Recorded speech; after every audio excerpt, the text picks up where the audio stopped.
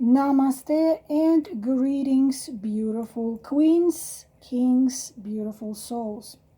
In this video, I already told you in my last video the amazing 5 books written by clinically trained psychiatrist, a professor of psychiatry, Dr. Brian Weiss, whose life had been completely changed and transformed by the woman whose name was Catherine and later on Elizabeth, who were transferring through themselves in a deep trance messages from the masters, the highly advanced light beings in the physical realm. And I have decided, and it's been such a deep calling in last 2-3 days, that we need to do the reading using these 5 books. How it's going to be. You, I am sure, have questions to the guides, to the keepers, to the souls, to your higher self, to someone else's soul. Probably you have question to the soul of a man you love or a woman you love. It can be question about your love life, about your health. Maybe you are okay with your love life and your health, but something is missing and you seem like need to get some answer, but you're not sure what answer, what it is supposed to be, what it should be. Maybe it's about changing. Maybe you chose your profession under the pressure of your relatives. Maybe you want to change your profession. Maybe it's about your abandoned so-called financial channel. Why no matter what you do, you cannot seem to be doing all right financially. Maybe it is about your relationship with your mother or father, or maybe it is about the relationship with your siblings or with your children. No matter what it can be, I will be opening one of these 5 books, giving you the answers just from this book. Whatever I am going to read you, that is going to be your answer. Of course, it depends on you personally what answer it's going to be. So this is how we're going to do that. If you have only one question about only one certain situation, then choose. I'm going to put the books as if I was putting the cards. Just choose the book number 1, number 2, number 3, number 4, or number 5. So if your first question about finances, choose number from 1 to 5. If your second question is about your love and relationship, again choose the number from 1 to 5. So if you have only one question, choose one book. If you have several questions, you can choose up to 5. For example, let me do book number 2 answering my love relationship, book number 5 answering my financing, my financial situation, book number 1 answering my relationship at work, something like this. So we're gonna do let's do this. Messages from the Master is going to be our book number 1. So just listen to your intuition. Through Time into Healing is going to be book number 2. Let me put it a little further here. Only Love is Real is going to be a book number 3. Again, if you have one question, choose one book. If you have 5, choose one book for each of your questions. Many Lives, Many Masters is going to be book number 4. And Same Soul, Many Bodies is going to be the book number 5. I'm going to put it here. So let us go straight to it. Again, I already explained everything. Or you can simply listen to all this video, and when you feel something moving in the area of your heart. That is going to be your answer. So, for those of you who chose book number 1, what is the answer to your questions? I am opening it randomly and reading whatever is here.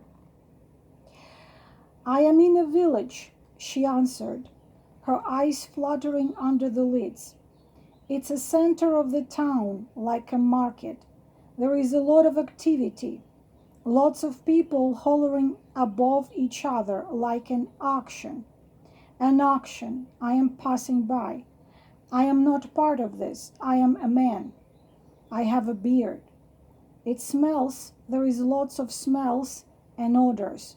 It's not clean, it's dirty. She continued to scan this scene, taking in many details. What does the marketplace look like? How are people dressed? Is it open air? What kind of things are they selling? I was trying to get an approximate time period. It's open with tents. It's dry, it's dusty. Chickens and vegetables, but not a lot of vegetables. People, they're like peasants. It's the back street or something. Of a bigger city, I see a wall. There is a wall dividing this area from another area. I want to say Egypt, but it's not Egypt. It was Egypt. It is Egypt. I suspected an area of frequent invasions and conquests with shifting boundaries. And now let's go ahead in time to see what happened to the man. He's passing through, this man with a beard.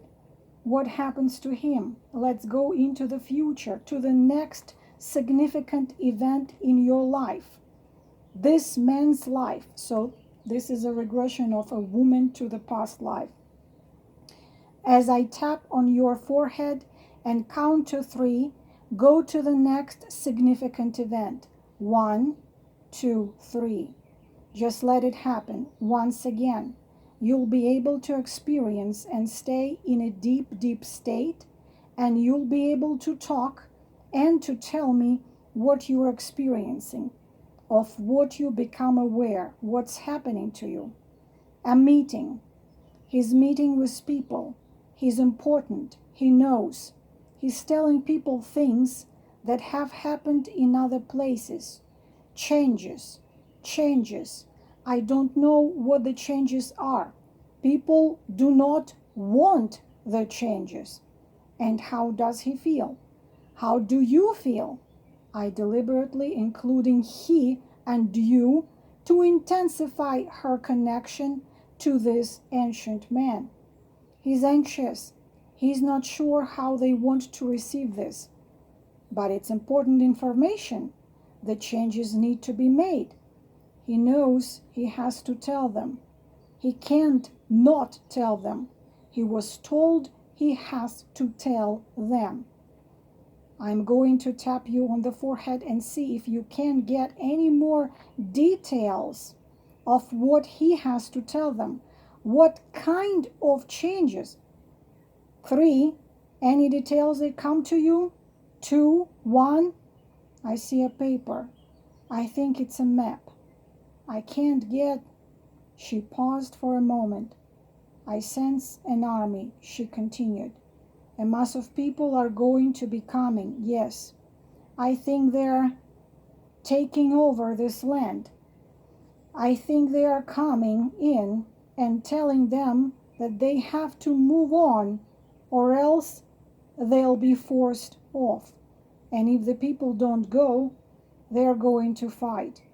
And what is your role in this?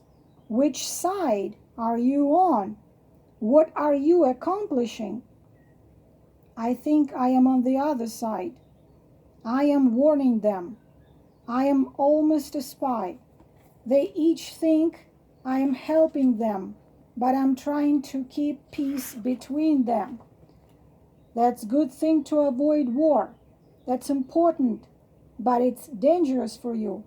Yes, I am scared. I could see the anxiety etched on Nancy's face. I progressed her in time. Let's go ahead in time again and see what happens to you. It's a very delicate and dangerous situation. You're scared. An army is coming and you're kind of a forerunner to this, to try to work it out peacefully so there is not a war, because you don't know which way these people are going to go now. But let's go ahead and see what happens.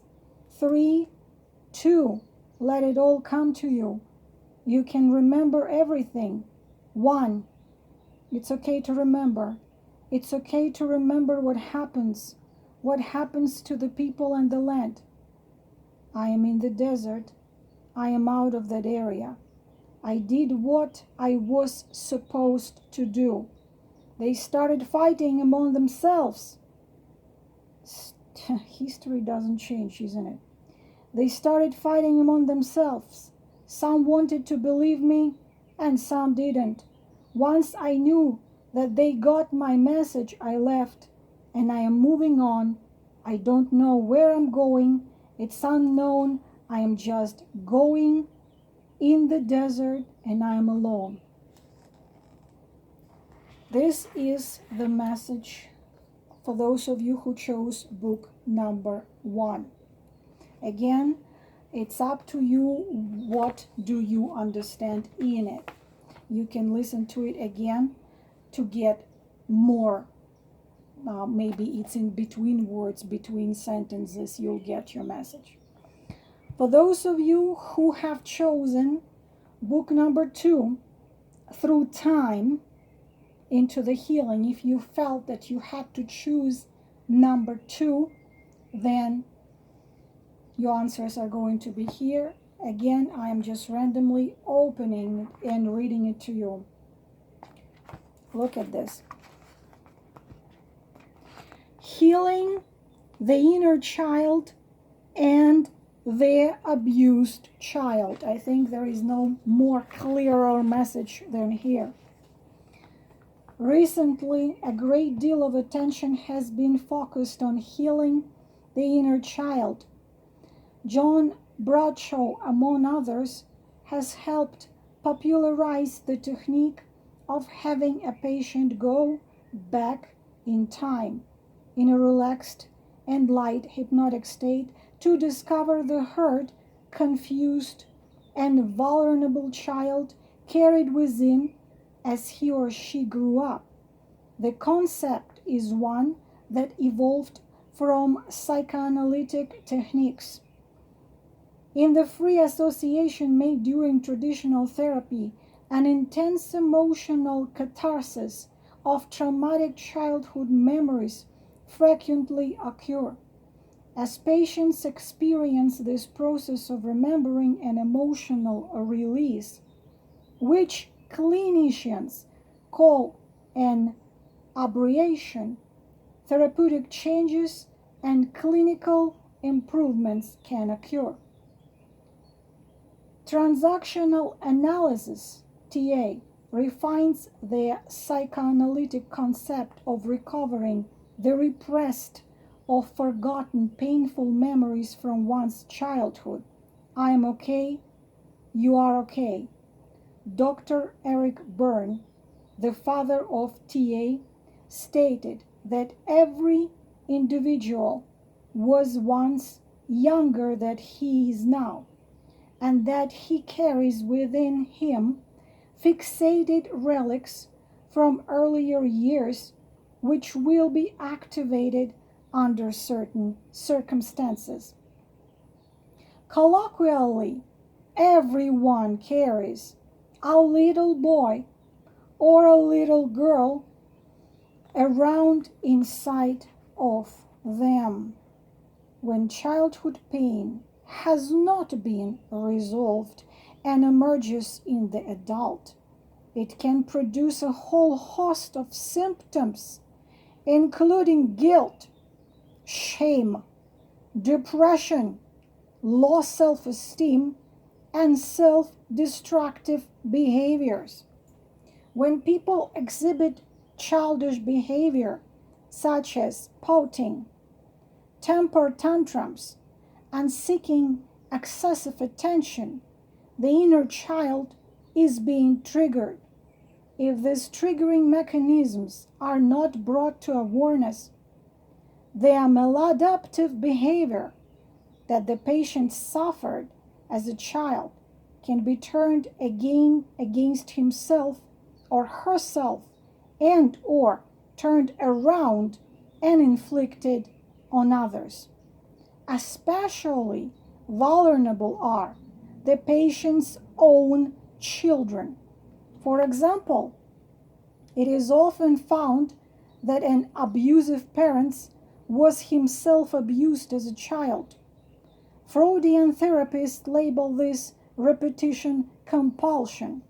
Bradshaw calls it spontaneous and regression. This is your answer to your question. If it does not seem like it has anything to do with you, please sit quietly, close your eyes, and try to see deep inside you. Also, someone who talks about childhood pain healing is Dr. Gabor Mate. For those of you who chose the book number 3, Only Love is Real, we're going to randomly open it just anywhere and read. There is no wavering or confusion. Even though the body may be very different from the current one, the soul is the same. The soul is recognized, and the recognition is complete and beyond any doubt. Sometimes soul recognition may originate in the mind and may occur even before the heart sees. This type of recognition happens most often with babies or young children. They exhibit some physical mannerism or unique behavior. They utter a word or phrase, and a beloved parent or grandparent is instantly recognized. They may have an identical scar or birthmark as your loved one, or perhaps just hold your hand or look at you in the same special way.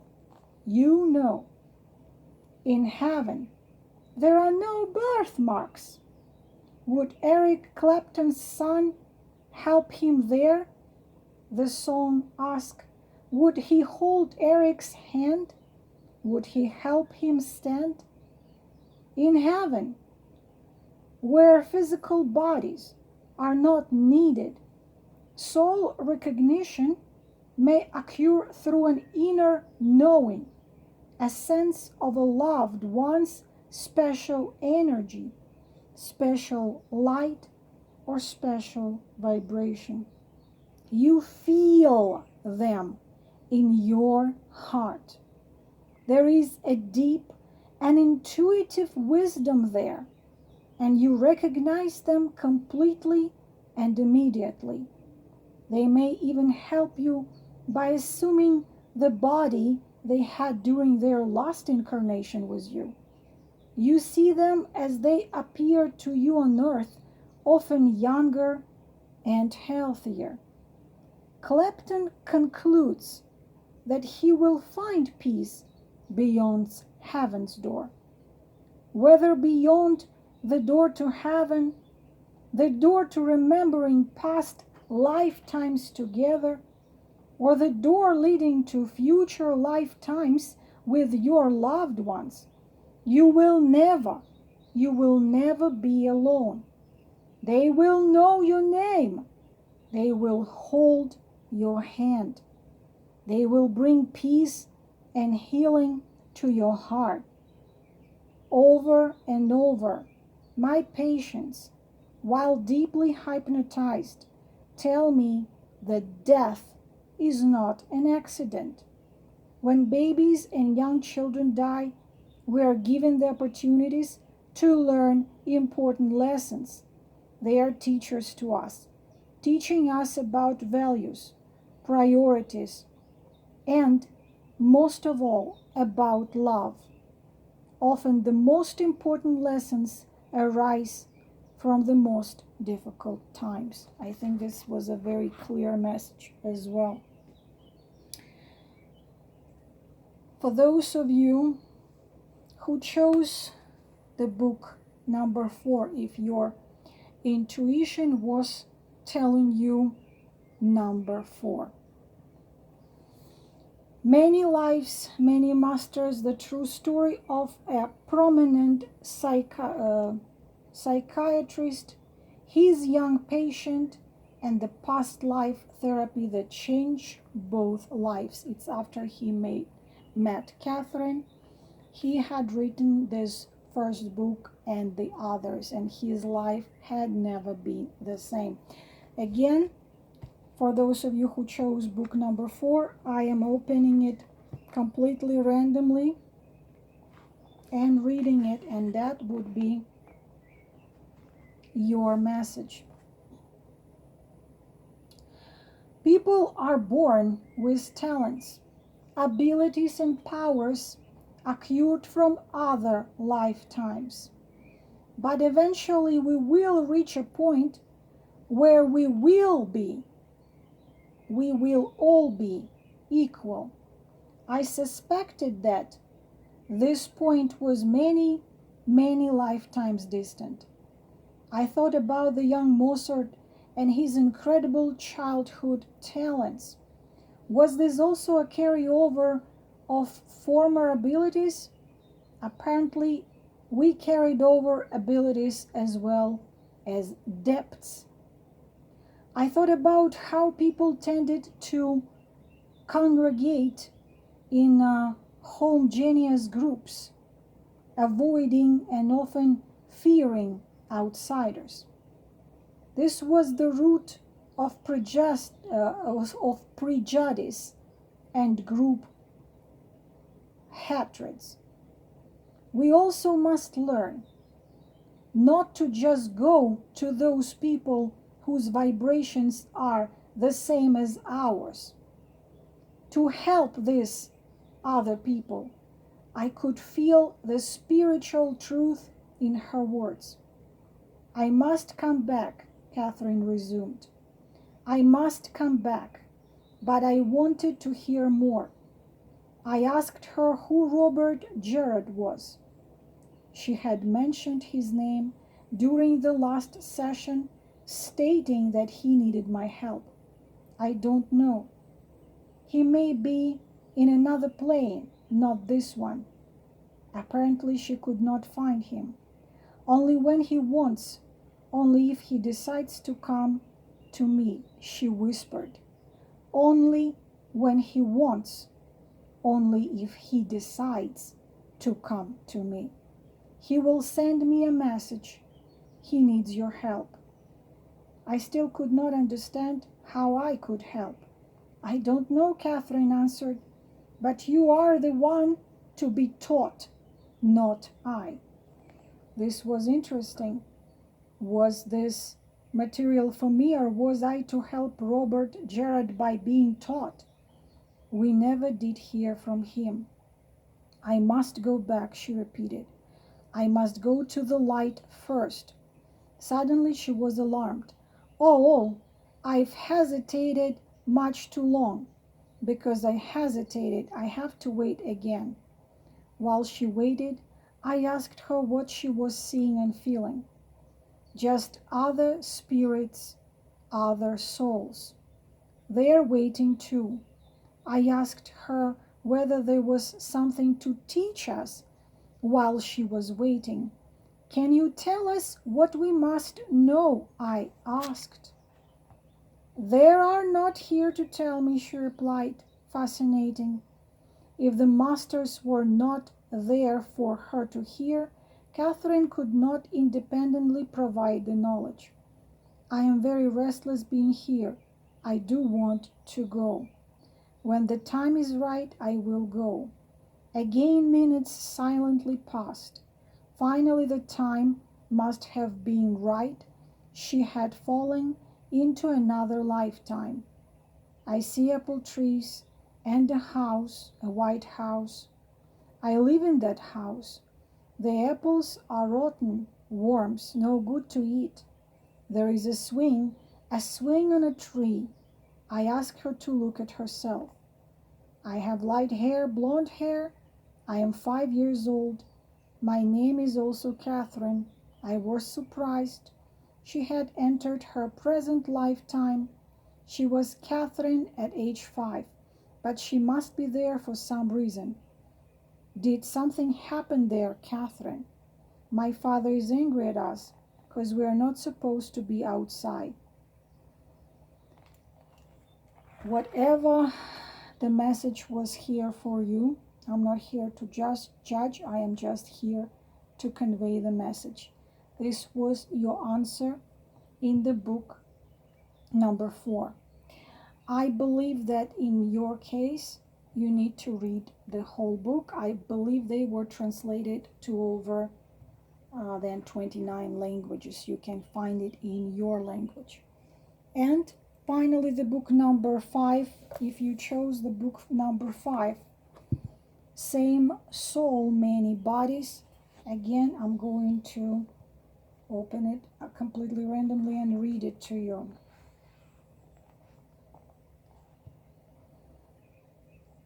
Compassion. The random acts of kindness that many speak about. Letting someone go ahead of you in a checkout line. Relinquishing your subway seat to a pregnant woman. Giving food to the homeless are all examples of compassionate behavior, but only if they come from a genuine impulse to be kind and not because you are doing the right thing or expect brownie points in heaven. Compassion is more instinctual, empathy more intellectual. They come from different places. If you do the dialogue with illness exercise described in chapter 3 and change places with, say, your abusive father, you don't necessarily have to be compassionate towards him. You may realize, wow, my father's father did the same thing to him that he's doing to me. He took the cruel things he learned from his father, from his culture, and from his peers, and transmitted them undigested to me. I empathize with what he felt because I understand those feelings. And I'm going to break the transmission of negative behavior because of what I learned. There is intellectual exercise. However, ideally, and even in an extreme, a case as an abusive father, as you empathize with your father, you can begin to feel compassion for him. This may be difficult. He may be just as cruel to you as before, but he is an injured human being like yourself. And that realization might allow you a heartfelt response as well as an intellectual one. If you do respond, if you can see beyond your injuries, you'll find that as empathy and compassion merge, they lead you towards the final destination of all the lessons on the route to immortality. spiritual love, unconditional love, love that is pure and everlasting. I believe that at least some of you heard your message very clearly. I am grateful to Dr. Brian Weiss, to the Masters, and to Catherine and Elizabeth, and to all of you for listening.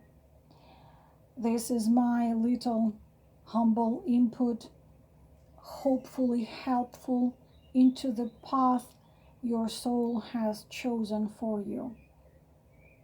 And I hope now you are more aware and know what to do next. And may your step bring you a lot of joy and warmth and safety and peace. Namaste.